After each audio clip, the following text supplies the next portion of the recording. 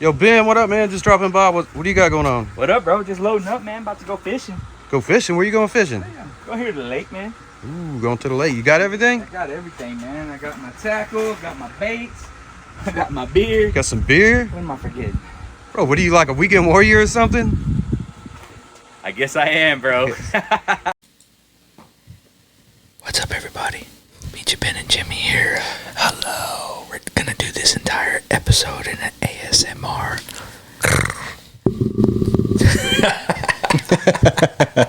What's up, everybody? Pinche, Ben, and Jimmy here. Say what's up, Jimmy. Hey. Welcome to another episode of the Cast&Blast podcast. We're gonna get right rolling. Man, Jimmy walked up to me and I was loading up the truck and getting ready to go out and fish. Well, you thought you were going fishing? I thought I was going fishing. Guys, we had some weather roll in, and boy, does it look like it's about to get really sketchy here. It's going to be a turd floater. Yeah, so with that said, that's exactly what happens when you are a weekend warrior. And that's pretty much what our episode's going to be about, is what classifies you as a weekend warrior. Man, so when we're talking about fishing, I mean, I'm sure everybody had their own opinion, but you know, weekend warrior, I think that most people that fish are probably a weekend warrior. I kind of think you got three categories. You got your complete amateurs that maybe fish, you know, once or twice, a handful of times a year, and then you have your pros that are fishing the circuit, fishing tournaments, and you know they're getting paid for it. Sure. A lot of guides and things like that. And to you're me, I in think the money. You're paying to fish, pretty much. You're paying to fish. You're paying to get into tournaments. Yeah, or somebody's paying to get you you're on paying the water. and paying to get the There's so much money involved, but for everybody else in the middle, I think we're weekend warriors. I think that's how we categorize ourselves. I'm a weekend warrior. How about you? I definitely classify myself as a weekend warrior. And, you know, it doesn't mean you're only fishing on the weekends. It just means you're trying to get out whenever you can, right? And yeah, sure. Things get in the way. There's still different skill levels, I think, of a weekend warrior, but yeah, sure. I don't consider myself a pro, by no means. And I like to think that I'm past the amateur stage, you know. Exactly, yeah. But where do I fall, you know? In the weekend warrior category. Maybe the top tier of the weekend warrior category. So, I mean, it's fair to say that probably more anglers than less. Well, that's very generic, right? It is, but it's the truth. The majority of us, let's just say, the majority of us fall in that classification. I think so. You know, and there's nothing wrong with that. No, I'm proud of it. Yeah, you know, so, I mean, what does that mean? You know, it just means that you kind of work around everything else in your life to get out there and go fish. You know, most of us, fishing is life, and we would love to be doing it more than we're doing everything else, but sometimes things get in the way, whether it's not your 9 to 5. Yeah, whether it's your 9 to 5 or your family or other events and other things kind of, you know, jumble into your fishing schedule. Then you're not out there every day waking up at 4 a.m. and launching the boat and going out there and getting on the tournaments and all that stuff. As fun as that sounds like a job. It does. And you know what? When it becomes a job, it doesn't sound as much fun. Right. And I would imagine that these tournament anglers, and maybe we'll bring one on one day to see, you know, what his perspective or her perspective is of, you know, fishing tournaments and whatnot. But, you know, when it becomes work, it's not fun. Yeah, it's, you know, we felt a little bit of that not to mix hunting and fishing, but there was times this past hunting season where we felt the work of it. There's a couple of days that we lost the fun and felt the work, but at the end of the day, there was a reward. We left with a smile on our face too. It's just, and so did the hunters. And so did a hunter. So I would imagine that a tournament angler, you know, they put in the work and it's a grind and it's tough. But then at the end of the day, it's like, man, I get paid to do what I love. Exactly. And then the guides too, you know, charters, fishing guides, all those guys. But you talk about like a professional angler. Not everybody's in the money, man. No, you know what I mean. I mean, these guys are, you know, they're invested. And they're filling up those fuel tanks to get around and pull that boat, and they're filling up that boat full of gas, and then you got lodging, whether it's a hotel, RV, correct, whatever the case is, and maintenance as well. Yeah, so it's a grind, man, and my respect to them. And gosh, that sounds like a dream, don't it? It does. It does. And just to be in the same waters as some of these big names, you know, sounds like a sounds like a dream too, like a bucket list, type Yeah, thing. to fish some of the lakes, that they're always hitting. Some of that water, and just it is an opportunity. Sure. I mean, did they fight for that just like any other they sports? earned it. They earned it. Every bit of it, exactly. But I will say that, we're not talking about that today. We're talking about being a weekend warrior. Yeah, being a weekend warrior and the grind itself behind that. Yeah, it's a different kind of challenge. Whether you're fishing from the bank, a kayak, or a boat, you still have to plan accordingly and try to get out there to have as much success as you can within that tight window. Well, that's the thing, not to go back to the pros, but a lot of the pros, they have a team to help them with the planning process. Us weekend warriors, we are the planners. We are that process, Yeah. We do that ourselves. And Right. I think that's what we want to touch on is like, what are some of the things that a lot of other weekend warriors out there, what do you plan and prep for? And we'll talk about some of the things that we plan and prep for. And I'm sure they vary and they differ for everybody, but I think that there is almost a generic checklist, but Pretty much. But at the same time, that checklist, if you don't check it, you're going to have a big mishap. Or You could be in a world of hurt. You could turn a fun day to a bad day real quick. And maybe we'll talk about that, some things that have happened to us along the way. I've had a few of those days where I was in too big of a rush to hit that checklist and I leave, and I wish I would have stayed home. Or just maybe not launched, or maybe not, got off the bank, or maybe, those kind of things that you're like, man, lesson learned. But I mean, we all have them. You guys have all probably shared some of these experiences and whatnot. So maybe let's go through a couple of things that you need to check off as you're leaving, getting ready to go. Hey, do you check? Do you prep like the night before and get ready for like a day of fishing? Do you actually like set up rigs and set things up? Like, what do you go through when you get ready for fishing? I do. For one, if I actually plan a big fishing trip, like I feel like the kid before Christmas. Yeah. It's exciting. It's fun. Yeah. So one of the first things I do is I check the weather. I want to see if the weather is going to coincide. And when I say that, it may not be a perfect fishing weather day, but I want to make sure that, we're not going to have storms and things like that. So like what's about to hit us here. So what do you, do you have a threshold? Like, I have a threshold that I'm like, when the weather's beyond this, like, I'm not going. It depends if I'm on the water or on the bank, because normally on the bank you can find shelter somewhere in your vehicle or things like that. Sure. If it's going to be pop-up and storms. usually here it just pops through. Yep, exactly. So if there's pop-up storms, I'll wait it out in my vehicle. Yeah. So on the bank, I don't have much of it. The fish are wet already. Yeah, they're wet already. I don't have much of a threshold there. Now, if I'm going to be on the water, I'll get wet. I don't mind being wet. But the lightning and the wind, depending on how big the boat is, lightning and wind are my two big no-nos. Yeah, for me, the wind, of course, lightning, but wind is going to be my deciding factor. Whether I'm on a kayak, I got my number, my magic number, and I'm sure a bunch of you guys do as well. But, I take all that in consideration, and for one, if it's a storm, a full-on storm, that can develop and grow exponentially within seconds. It can, and it doesn't even have to be a big storm. I mean, it can be a strong storm, but a small storm, and that will, it can turn deadly very quickly in a small vessel or a kayak. It can turn to trouble real quick. Yeah. But second, you're looking for license too. Yeah, that should be the first thing. If you shouldn't be going and considering getting on the water, whether you're fishing from a pier, the bank, a kayak, a boat, with a friend, even private property, you know what I mean? Like, you shouldn't be considering doing that unless you have already purchased your fishing license. Yeah, no, if I'm fishing strictly private property, and when I say private property, tanks, ponds, whatever you want to call them, that's fine, to not have a license. But if you're fishing a river that runs through it and it has a public waterway that goes through private property, just because that waterway goes through the private property doesn't mean that it's private. That's still a public waterway. Fishing in the waterway can keep you out of trouble. Yeah, each state is different.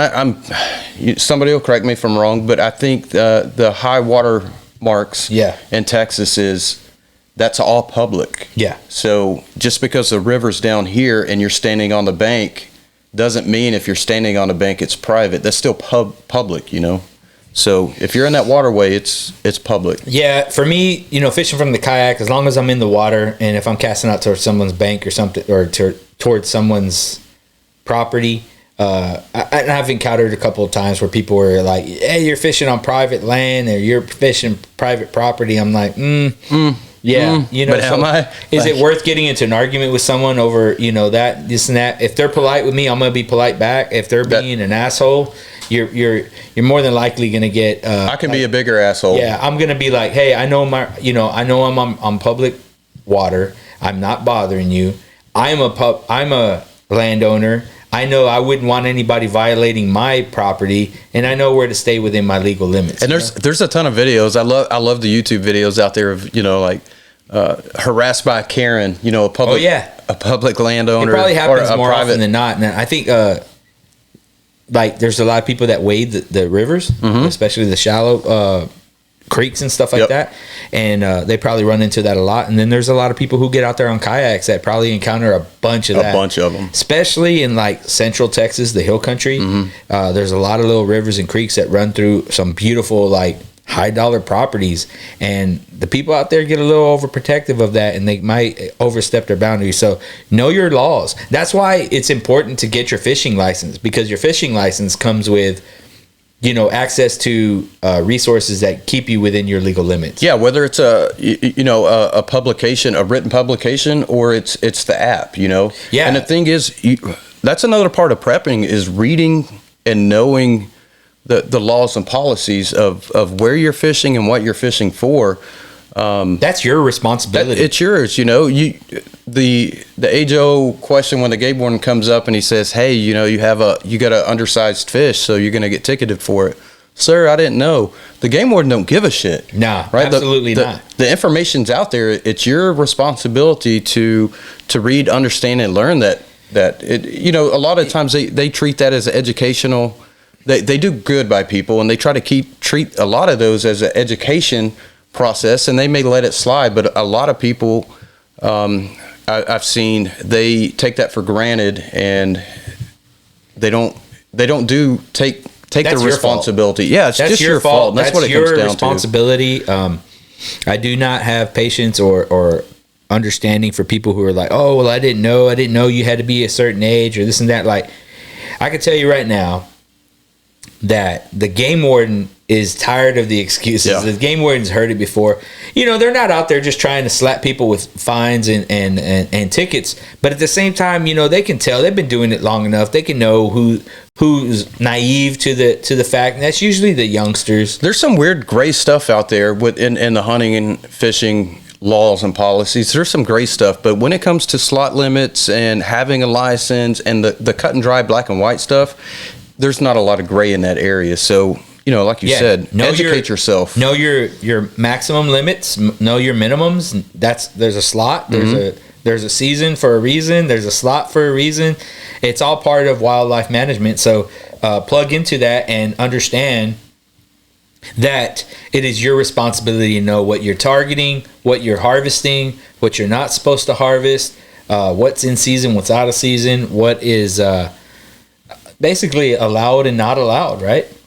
Yeah, and a lot of people take it for granted too because it's a fish and not an animal. And they're like, well, there's a million fish, there's so many fish. Well, they're a very important resource, and they're just like any animal that's on land is. So, yeah, you're right. I mean, it's a resource that is protected by the state. So do what's right. That's what it comes down to. I think the freshwater aquatic life don't really feel it as much as like the saltwater. But they get real stringent on seasons and times and limits and all that stuff, and it evolves and it changes. I think it's important for people to fall within those guidelines so that we can actually preserve those spawns and all that stuff, so that we don't have that, because you got freezes, you have all kinds of stuff that will stun the fish and stun the life.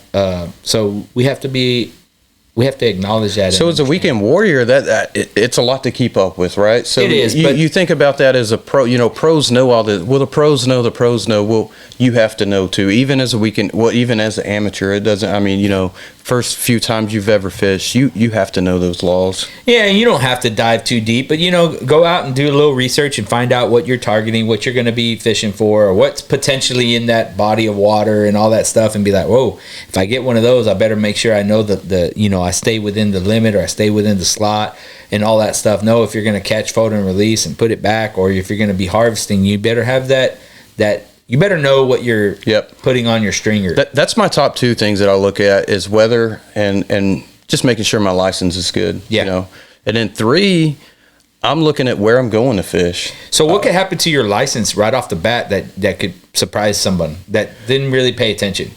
It depends. One, it depends on where they're fishing. Are you fishing? You know, you go, you buy a freshwater license. You're like, oh, you know, I got my fishing license, That's officer. right. You know, but you're fishing at the coast. You know, doing some saltwater fishing, and they're like, oh, well, you know, this is freshwater, not saltwater. Yeah. So if you ever plan on going any saltwater fishing that year, when you get your freshwater, just go ahead and get your saltwater, or vice versa. If you're, you know, down on the coast, you normally do saltwater, or if you're traveling, if you're traveling, yeah. It's fairly inexpensive for most. And some places have a day pass. Yeah, there's one 5 days. Yeah, 5 you know, days. they got different. Which is all way cheaper than a ticket you could get for fishing illegally. Yeah, or sure, fishing sure. without a license. Mm-hmm. Yeah. Good to. So that's check that off the. Check it off. List, you know, right? check weather, check license, and figure out where. You know, number 3 to me is like figure out where you're going to go. Do a little planning ahead because you don't want to. You don't want to spend a day that you've been looking forward to, you know, just putting hooks in the water without catching anything. The idea is to catch anything, but like the age-old saying is, you know, a good day of fishing's better than or a bad day of fishing's better than a good day at the office. That's what they which say. is true, but you still want to catch fish. So a little planning and preparing to get out on the water can go a long ways on that day that you've been looking forward to go. So look at whatever species that you're going to be targeting, you know, look at all the do's and the don'ts, and we can cover that super in depth at some point, and maybe we can go into some of it now. But what's the worst that could happen stories? Yeah, that's my high 3 right there. Yeah. How about you? Yeah. So I mean, really, so we've been doing it so long that you kind of get into a routine, right? And you kind of have your. We also get complacent from time to time. That's the thing is I can load up at any given time. And then show up to the spot and cannot believe myself that I left without something. And that's where, you know, the night before, usually for me, I'm like you. I get nervous and I get excited. So therefore, I'm kind of running through a million scenarios of what I'm going to take. And everybody has a tackle bag or a box or a little something that they're going to take out with them. I tend to pack a little lighter when I'm saltwater fishing, so I want to make sure I have all the necessities in my bag. I usually wear an over one side shoulder type bag. Yeah, different accessories for different type of fishing, Sure. different places. And but you know what you're going to be doing. You know, are you just going to be catch and release? Are you going to have a stringer? Do you need a stringer? Do you need a net? Do you need all that? You always need. You never know. Just bring it. Yeah, and then a scale. Yeah. You know, do you want to weigh it before you pull? You know, a scale and a tape. You never know when that that monster's coming along. You never know. Something can classify you as a Texas elite angler or anywhere you're fishing. You know, so have it, not need it, and need it, not have it. Right. So, but yeah, I've also been out there and completely forgot the thing you think you would never like. The old saying, like being in a boat without a paddle. Right? Yeah. Or upstream, up the creek. Up the creek. Yeah, up the creek without a paddle. Bro, I've never forgot my paddle, but I forgot some stuff. So what is your normal? What do you fish for? You know, most often. What is your normal species that you target, and then what are some of those checkpoints that you hit, minus those high 3 that we talked about, Sure. right? Weather, license, and so for me out here in the local area, it's going to be we're dead middle in the center of Texas. Yeah. Right. I don't have the coast to my left and right and up and bottom, or top and north, south, east, and west. So right. I got to get out a little further to get to the coast, which is my first love. Mm-hmm. Right. But here, if I want to go fishing, I'm gonna load up and get on the lake. Right. We live close to a lake. Several lakes. Yeah. And that's easy for me to get to, and I'm gonna load up for that. So for me, I'm chasing largemouth. Okay. I just like to fight in largemouth. That's particularly what I chase, and my tackle bag is, so to speak, targeting is kind of It's geared towards setup for that. You're down to the hooks, my weights, all my tackle. I kind of got away from fishing hard plastics. It's just I have them. I got my go-tos, right? Yeah, everybody's got their comfort zone. Yeah, my comfort zone is just a good old-fashioned Texas rigged creature bait or stick baits. I fish a lot of stick baits. Like stick baits that I call big worms. So like your dingers or your Cincos and the all dingers, the zingers, and the pingers, exactly. and all those things. So I definitely have my go-to colors. I got my go-to manufacturers, and that's what I kind of work off of. And I'll rig them up different ways. So therefore, my tackle bag has to be prepped. So are you doing that the night before? Like I do it all the night before. Of course, even what I like to do is set up a different rig on different rod and reel combos, and I have those set up the night before. And it's like, okay, this is my game plan. I'm gonna start top water, right, and that'll have like my frog or whatever, right. And I'm gonna go that way. I like to top water fish at the early. So most often, this is probably on a Friday night, right? Friday night, yes. So Friday night, you're planning on hitting water, smashing Saturday, morning. I got every intention of going out there and freaking finding that new lake record. Yeah, I'm freaking packing up, and I'm like, oh man, this looks juicy. This fish is it can't turn down this freaking frog. I'm gonna trim the legs. I'm gonna get it right close to the end of the hook. I'm gonna be like, oh yeah, this is how I do it. I got every freaking game plan in the world. Even Mike Tyson. You got the whole day planned out in your head, like how it's going to go already. Mike Tyson said everybody has a plan till they get punched in the mouth. Yeah, that's true. For me, the night before I'm setting up a couple different combos. I got a different rig set up. I like fishing the drop shot. I'm going to have one guarantee with a drop shot set up. And then I have my other go-tos that I do. Like I said, I got my colors. I got my, depending on the season, I got my colors. I got my go-to baits. And that's how I'm set up. And I go from there. Whatever color they're hitting, I kind of start honing in on the color, and then I try some different presentations. I like to match the hatch. I like to try to get a little, close to what I see bait fish and all that stuff. I'm going that route. But I do the night before have a good idea of what I'm going to throw, and it always is completely different than what I planned. It always turns out different than what you think it's going to. Sure. Yeah. How about you, man? Do you have a particular thing? Now, for me, I'm chasing largemouth. It's kind of a good variety of tackle. You know what I mean? You can go 100 different ways. Yeah, so that's your comfort. You're probably, that's what you're fishing mainly, but I'm sure you're bringing, spinner baits and jerk baits, and I have it you're bringing everything, and I got everything the arsenal with me. Yep. But even if I'm throwing it all, do you find yourself going back to your comfort zone? Yes, especially if you're striking out, not getting a lot. So if I normally fish in a jig, but I start throwing a spinner bait and I'm just smashing on that spinner bait, I'm not going to come off of it. I'm going to continue to fish it. But my comfort zone is spinner baits and jigs. That's what I like throwing. But if I'm not catching on one of those, then or on something else. If I start throwing a jerk bait and I'm not catching on that, I'm going to my go-tos, which is going to be spinner and jigs, a different style of fishing, complete different things. What is your most old school technique or lure that you end up kind of defaulting to? So this is going to sound really crazy. Old default, man, you can catch so many fish and a variety of fish getting an old cane pole and a grasshopper. There's nothing wrong with that. A grasshopper, that's it's I don't think it's done often. So you're going to throw down the $300 rig. You're going to throw down the whole this and that, and you're just going to go back to an old cane pole and a grasshopper. Yeah, man. You may not be catching those, big share lunkers and stuff like that. That has to feel good. I guarantee you're going to catch some numbers. The most primitive way to catch fish. I don't know what it is about, a grass. It's natural, I guess. The most natural presentation. Small hook, and a big grasshopper. Yeah. You can kill it, man. Man, that sounds fun. We ought to do that. Just have a go harvest our own bait. What I mean by bait is like grubs, grasshoppers, and things like that. Well, you think about it. Our grandparents fed families on that. Absolutely. Yeah. And it worked for them. Yeah. Worked for them. Gigging for frogs and stuff like that. Like that was, man, I remember growing up on the little bitty ranches down in South Texas and getting out there and seeing somebody gigging for frogs. That to me was the fun. I felt like Huck Finn out there, dude. You feel like a caveman. I had my damn what was that tough skin jeans? I don't remember the brand, but I would roll those up and get out there. All my jeans have patches on the knees and all that stuff. So get out there and start gigging with them, and I mean that's a great time. That's it's still pretty prevalent in a lot of parts of the country, especially where I'm from too. Back home, a lot of people still do it, and noodling and the hand fishing and stuff. It's not for me.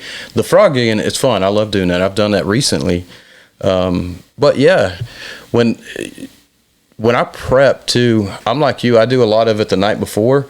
You cover the bass stuff really well, and when I go bass fishing, I'm pretty much the exact same thing. I want to prep all that same stuff, so I'll cover what I do when I do catfishing, and which is what I primarily do nowadays. And I do more bank catfishing than anything else, rather than a boat. Now, if I'm fishing on a boat or a kayak, it'll be a little more in depth than what I do. Sure, and that's another thing. The stuff that I talked about. There's different things you carry. Yeah, different scenarios cover a little bit of what you. So kind of the same thing. One, my tackle bag. I'm going to make sure that I have my essentials in there. One, I want fish grips or a glove. Normally fish grips. I always have a net. Lessons learned hard without the net. Do you find the fish grips are not only good for you as far as not lipping the wrong fish, but also just securing the fish?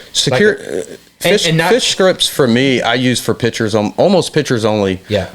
Me and my son, we have a thing that we call catfish thumb. I got scars on my thumbs from fish. Like you get big fish, even some of the small fish, but their mouth is like sandpaper, and it'll grind it down. Wear your thumb. Yeah, and you start catching a lot of fish in a day, getting pictures, and you come in and your whole hand's bloody and things like that. For those of you that don't know what fish grips are, they're actually a device that you use to grip the fish by the mouth. Yeah, sure. And it actually preserves it actually kind of protects the fish so that you can actually release the fish safely, but it also secures the fish. Protects your hand. And protects your hand.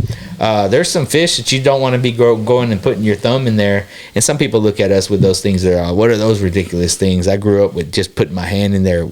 But you can actually damage a fish by grabbing it the wrong way, holding it up by the weight of the fish, this and that. So this can be a way that you can actually safely return that fish to the water if you don't plan on harvesting. I don't normally use them for securing a fish if you do plan on harvesting. Yeah, exactly. I don't normally use them for landing the fish. Yeah, I use the net for that. But so next thing I do is I check on my leaders and make sure my hooks are sharp. So a sharp hook is essential. You gotta make sure you got sharp hooks. And when I say I check my leaders, I normally retie them. I'm not just checking a leader for abrasion or any type of cuts or anything on it. I want to look at the knots, and more often than not, if I haven't been fishing in a couple weeks, then I'm just going to retie the entire rig. I'll put the new leader on, and I'll cut the main line 2 feet up from where I have my sinker, slider, and things like that. So can I ask you, you say sharp hooks, right? Mm-hmm.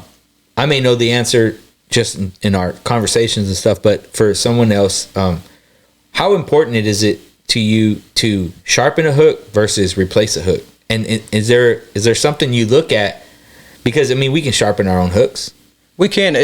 But are you doing more damage than good by doing that yourself? I think it depends on the hook. Yeah. If you have a quality hook, no, I think a lot of them are made, they can be sharpened. And is it freshwater or saltwater? Freshwater. Yeah. So for us, I say us, like I'm an avid saltwater fisherman, but I grew up that way, man. So it's still in the back of my head. There's some hooks that you can get now that have a special coating to protect it from the saltwater corrosion. Oh, that makes sense. So if you're sharpening a saltwater hook, sometimes you're doing more damage than you are doing good. Okay.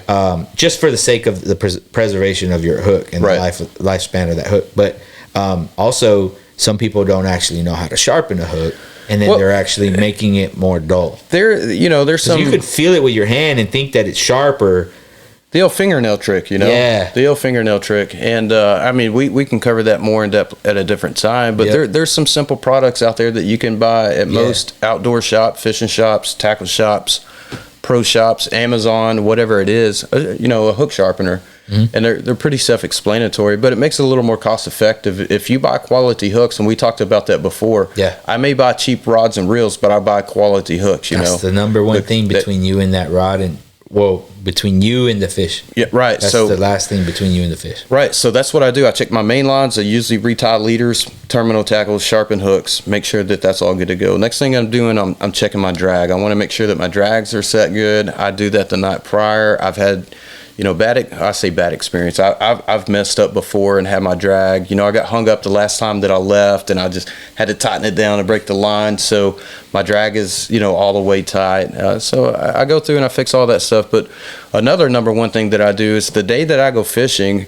is I want to fish that day. I don't want to be out trying to chase bait. And when I go catfishing, I catch all my own bait. So the night or day prior, I always get my own bait, whether it's shad, bluegill, whatever the case is, whatever I'm going to use.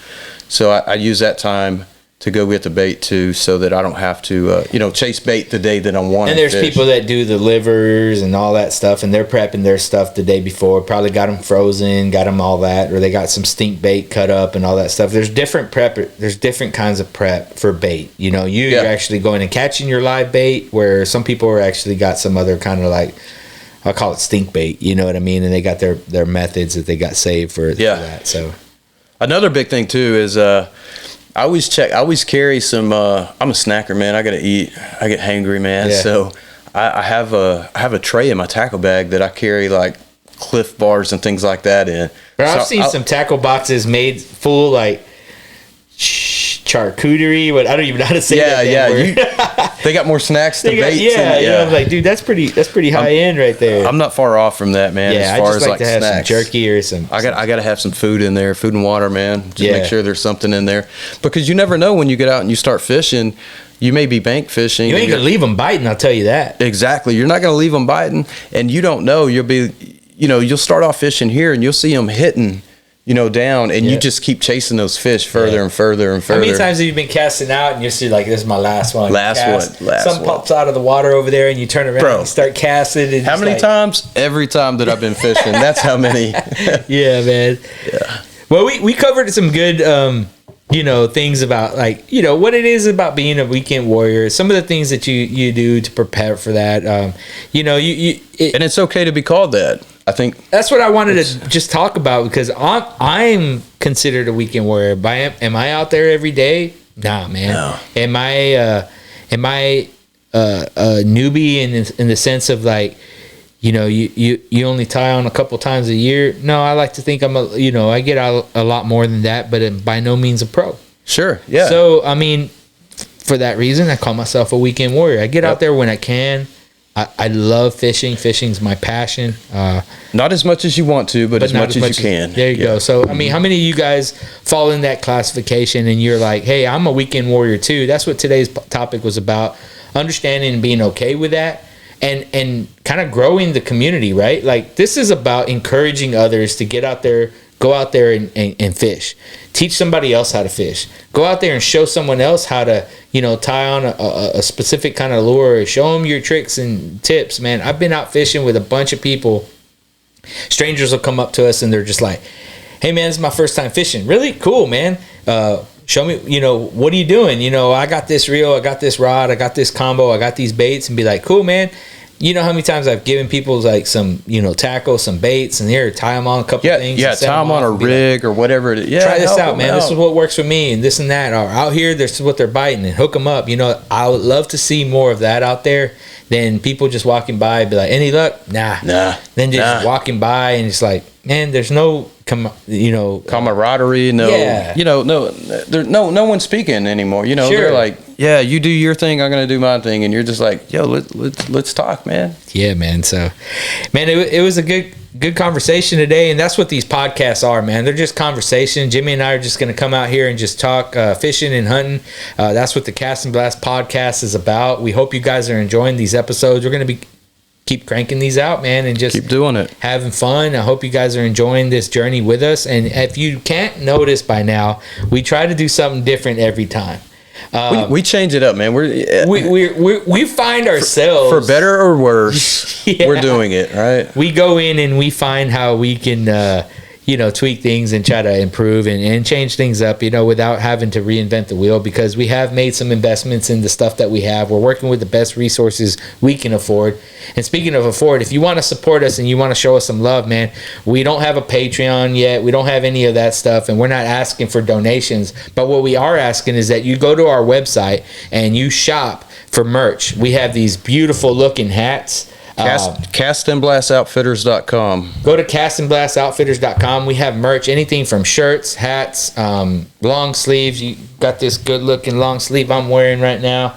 Looks good. Yeah, and go check them out, man. Go to our website, get the merch. We got koozies, stickers, all kinds of stuff, and any little bit helps us reinvest into the podcast. And we hope you guys want to represent the rest of the people out there that love the Cast and Blast lifestyle. And that's what Cast and Blast Cast and Blast Outfitters is about. It's not a brand, it's a lifestyle. We're just living it, and we're trying to get out there every chance we get and follow our passion. And we try to, the things, these are quality too, it's not just it's good quality. Yeah, everyone's messaging us and saying, hey, we want the Richardson 112s. We throw it on the Richardson 112. We got people say, I can't fit in the Richardson 112. We got other hats from the Richardson 112. We got people saying, I want flat bills. We got flat bills. I don't like flat bills. We got curved bills. We got, we're working on getting dad hats. We're working on getting all that stuff because, you guys are letting us know what it is you want. We're not doing this for us. We're doing it for you. So we hope you can go to our website and show us some support, get some of that gear that you want to get, because I guarantee you this, that if you aren't having a good day on the water, you'll be looking the part, buddy. You'll be looking good. Enjoying being a weekend warrior. There you go, man. So, hey, I take pride in walking around and showing people that I enjoy the Cast and Blast lifestyle. We got Be Recognized on our sleeves. Jimmy's got it on his sleeve. Yeah. We represent our love for our country on our sleeves, and we put that on every shirt for you guys to go and represent yourselves. So, man, I hope you enjoyed this podcast. We're going to wrap it up, Jimmy. Maybe next time we'll actually talk about some of the stuff that we've forgotten that has put us in some sticky situations, or some of these things on this checklist that we mentioned today that without those, we wouldn't have had such a good time. Yeah, it happens.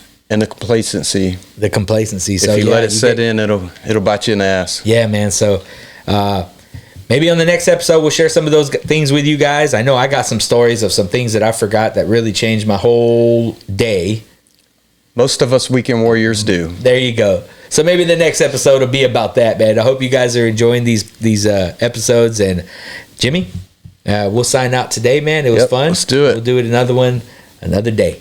All right. Peace.